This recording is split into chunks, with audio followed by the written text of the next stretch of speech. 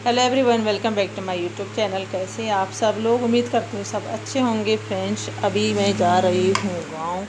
तो हम घर से निकल गए हैं। हम थोड़ा सा आगे हाईवे तक आ रहे हैं पैदल। मैं और प्राप्ति जा रहे हैं, तो हम दोनों जा रहे हैं। थोड़ी आगे तक हम चलेंगे पैदल, वहाँ से देखेंगे क्या मिलता है। तो ये देखिए, ये बैग को खींच के ले आ रही है। बस थोड़ा सा ही रह गया हाईवे पे चलने के लिए। मॉर्निंग का टाइम है, लगभग 6:30 बजे का। और आधे घंटे तक हम वहाँ पे रहे। गाड़ी तो लगी हुई थी लेकिन उसमें सवारी नहीं थी। तो फाइनली यहाँ से हम चल पड़े हैं मियांवाला से गांव की ओर। तो बहुत देर तक हमें वहाँ पे रुकना पड़ा, लगभग आधे घंटे तक। तो यहाँ से चल पड़े हम अपनी यात्रा की तरफ। अभी हम थोड़ा आगे आ गए हैं हर्रावाला में। तो हम मैक्स में आए। मैक्स जब तक हम आए तब तक लगी थी, लेकिन उसमें एक भी सवारी नहीं थी।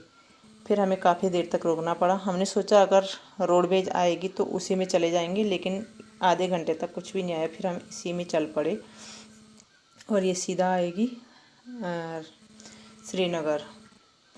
तो अभी ऋषिकेश के आगे बहुत जाम लगा हुआ था। उसके बाद हम आ गए हैं तीन धारा में।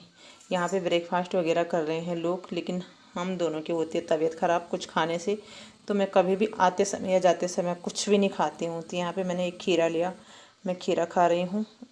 अंदर तो मैक्स में बहुत गर्मी हो रही थी, इसलिए मैं बाहर आके खा रही हूँ। प्राप्ति अंदर ही बैठी हुई है मैक्स में, उसने एक कुरकुरे का पैकेट खाया सिर्फ। फिर अब हम लोग चल पड़े हैं सफ़र में आगे की तरफ। और आज इतनी तबीयत मेरी ख़राब नहीं हुई, थोड़ा ऋषिकेश के बगल में हुई जहाँ पे कि जाम लगा हुआ था, बहुत गर्मी हो रही थी। उसके बाद फिर जब हम यहाँ डुगड्डा आ गए ना, यहाँ से जब फिर दूसरी मैक्स में बैठे तब मेरी तबीयत ज़्यादा ख़राब हुई।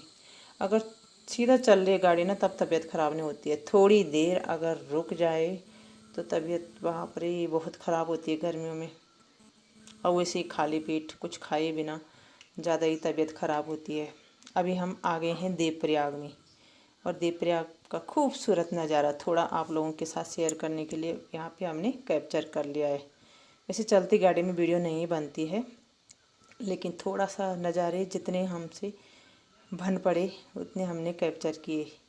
और यहाँ पे ना आते समय जाते समय जब भी आओ जाओ देखो यहाँ पे भीड़ लगी होती है। लोग जो अपनी पर्सनल गाड़ी से जाते हैं ना, गाड़ी से उतर के यहाँ पे सेल्फी वगैरह लेते हैं, वीडियोज़ बनाते हैं। यहाँ पे दोनों नदियों का संगम, बहुत खूबसूरत नज़ारा है, ऊपर से पहाड़ियाँ, इसलिए यहाँ पे जब भी देखो भीड़ लगी रहती है।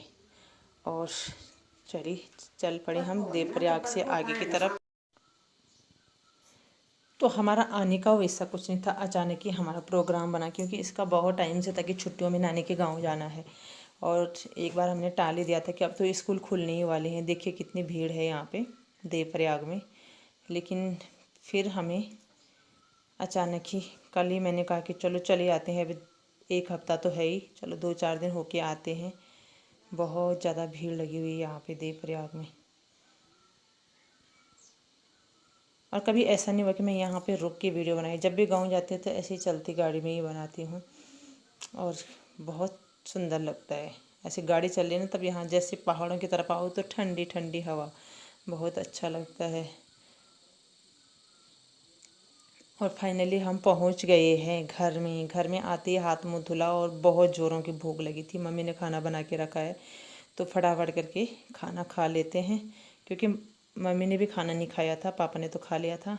तो देखिए दाल चावल बने हैं और रायता बना है, तो भूख बहुत तेज़ थी, तो खाना खा लेते हैं। और